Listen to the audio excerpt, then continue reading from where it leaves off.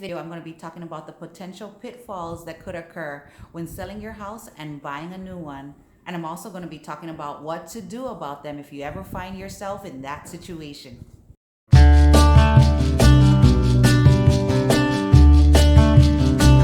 Hi everyone, I'm Corina Shijo with EXP here in Hawaii.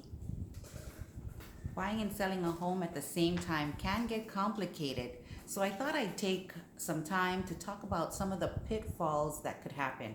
From my experience, the clients who were prepared and had planned for these pitfalls were more likely to be successful. They weren't as nervous, they weren't caught off guard, they were prepared, they were ready. So let's get started. Pitfall number one, dealing with a low inventory market. Well, what's the problem with that, you might ask? Well, chances are you probably gave your buyer, the buyer of your property, a 15 to 30 day contingency. And if the current market condition in your area right now is low, you might not be able to meet that contingency, meet that deadline within the 15 to 30 days. So what do you do about that?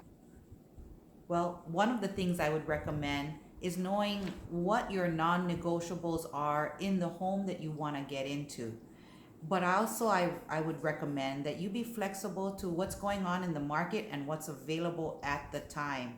A low inventory market means that there aren't that many properties available, and your buyer can't wait forever, because the longer you keep your buyer waiting, chances are they're still looking, and there's a possibility that you could lose your buyer if he or she finds another home that they're interested in as well.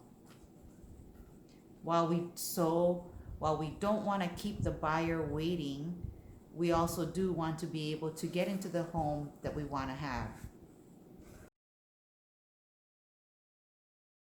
Pitfall number two, not being ready to move, or rather not understanding the timeline of when you have to be out of your property.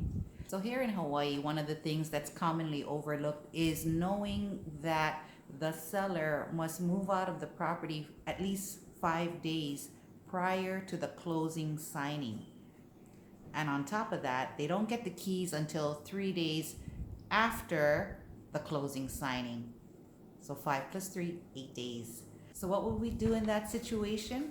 Well, we could lease back the home.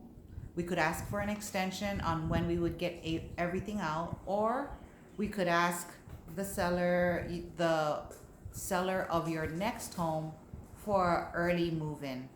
Now, I want you to keep in mind and understand that what's possible for your situation will really depend upon the buyers you have, upon your buyer, your seller, and yourself, and making sure all three are flowing nicely.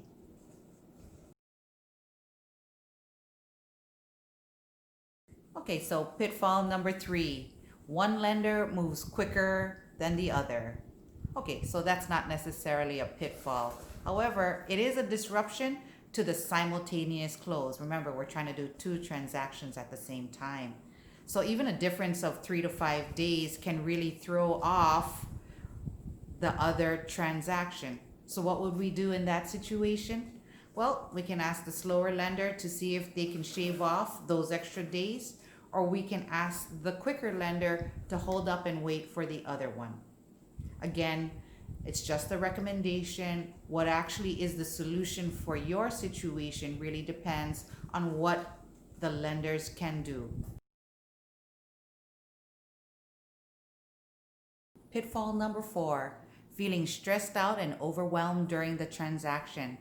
Well, there's a lot to do, and it's happening all at once.